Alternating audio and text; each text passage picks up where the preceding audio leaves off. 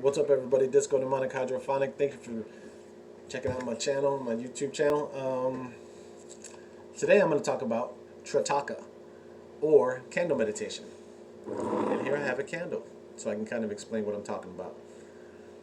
And first I'm going to go into a little bit of the reasons I do the candle meditation. The candle meditation for me has been something that has really helped me with focus. Obviously, focus is an attribute that you want when doing when working in the occult. If you don't have focus, you have nothing. So this has been able to. I've been able to use this meditation, this Trataka, in order to increase my focus. Now, it doesn't specify that that's what it's for, but that's what I've noticed that it has increased with me.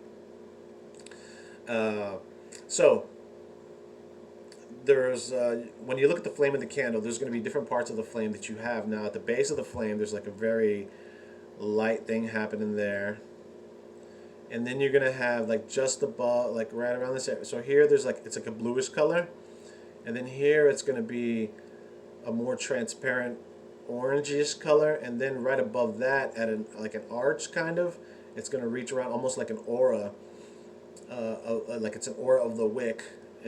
It's really bright. So the part that you want to look at is underneath that, like the part where it's like not where it's really bright, like right underneath the part where it's really bright. And so you cannot see it with the camera on. I've done this a few times, and this is like my 20th take on this video, so I want it to be good. But you can't see it. So you can actually use this for, when you stare at the flame, you can use it for flame divination. Although I'm not very good at flame divination. I have seen things in the flame before, but I'm not very good at flame divination. So at this point in my walk, I don't know if it will ever develop later. Right now, not so much. So the reason, like I said, I've used this is for that. And there's a couple of things that I have done. Now, you're not supposed to blink. However, obviously you're going to blink. So just don't blink like just whatever. You want to hold your eyes open as long as you can before you actually blink. And so what I like to do is I do a little yawn before, because yawning makes my eyes water a little bit. So I do a little yawn before I start the meditation.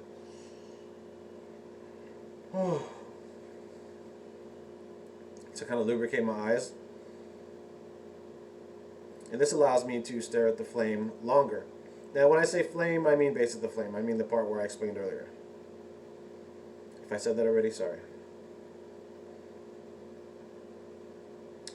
And another thing that I do is it's called the fourfold breath, or the threefold breath. So what it is, like you breathe in, or the sixfold breath. If you want to be extra evil, let's do the sixfold breath so we can be super evil. So it's to be like a super evil video, all right?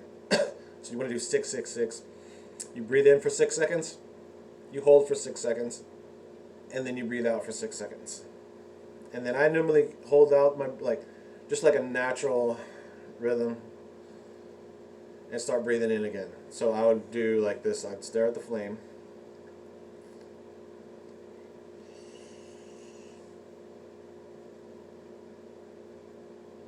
Do my little yawn.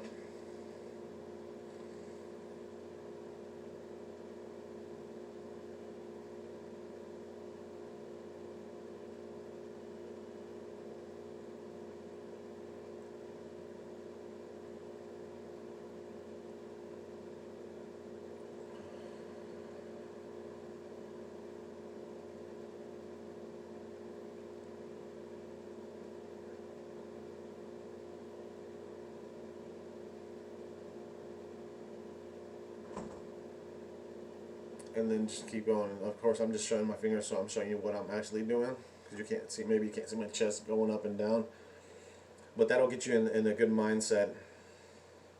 And it's really easy to focus after you start doing that. And this has helped with meditation overall, actually, for me. And so, like I said, you can say mantras. I have found no mantra works best for me. Maybe I should do the meditation last because it's kind of throwing me off. Anyways, so Now, I have read also. Oh, okay, yeah. So, also you want to have this maybe like a foot to 2 feet away from your eyes whenever you're doing the candle meditation. So, this is actually a foot and a foot and a half. I'll put it like around 2 feet is where it seems to be the best for me. And this is about 2 feet. Whatever, it's around. This is around 2 feet for me right now. The flame is, and I found that that works best for me. And it's actually putting me. I'm going into this is like I said, this is like the 20th time in those videos, so I'm going into meditation actually really easily. Now my brain's like ready for it. So go ahead and turn that off. And so there's a couple things that are said about this meditation. Now I've read, and I'm not sure if it's from the book that I'm about to quote from, or if it's from another book. So I don't want to say that it's from directly from this book because I'm not positive. But it might be, and it is said that the candle meditation is actually can be used as like to a lesser degree of sun gazing. Now, when you have sun gazing to a smaller degree, you can do this, like, let's say if it's raining outside or whatever, you don't want to go outside that day, and then you can do this as a replacement for sun gazing that day. Like, I just do this.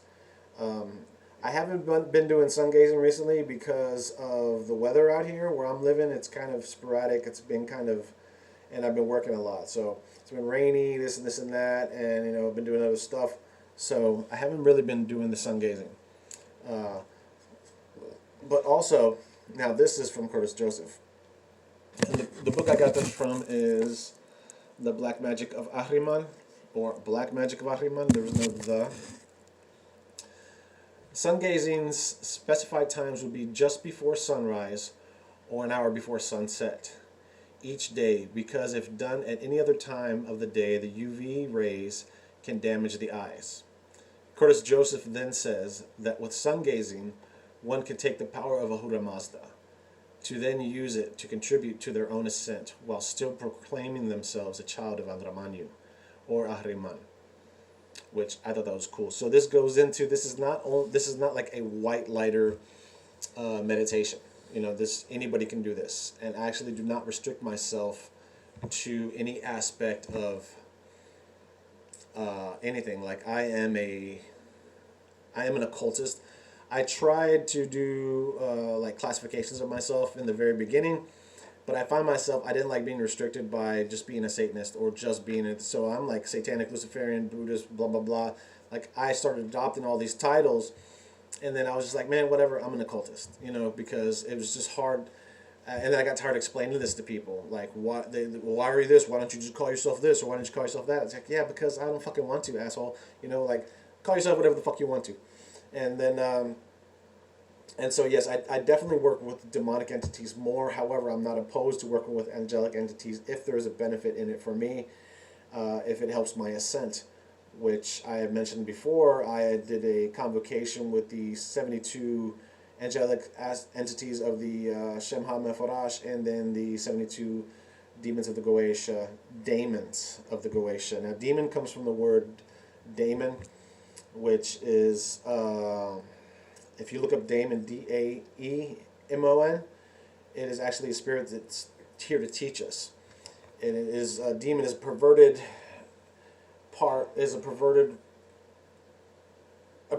of the word daemon, which is basically demonized by the church, by Christianity, to make them seem bad, right? So that's what happens with that. They're not bad entities. All entities have personalities, and sometimes you get along with them, sometimes you don't. Sometimes in the beginning you get along with them, sometimes you don't until later. Like I had a problem with Horace or Flores in the beginning. He did not like me, and which sucked for me because in Connolly's work, it would she would talk about he was the southern entity that you wanted to use in your circle that you created for balance, and I did not vibe with him, so it was just like weird at first. Now we're cool, you know. But in the beginning, I was just like, what am I supposed to do? And anyway, so that's kind of like a little side snippet. Thanks for watching my channel. Please like, subscribe, and share. I'm trying to get more subs. Hopefully, eventually, I can become, you know, I kind of like doing this, man. I really hope ask people just like to sub my channel and share with your friends.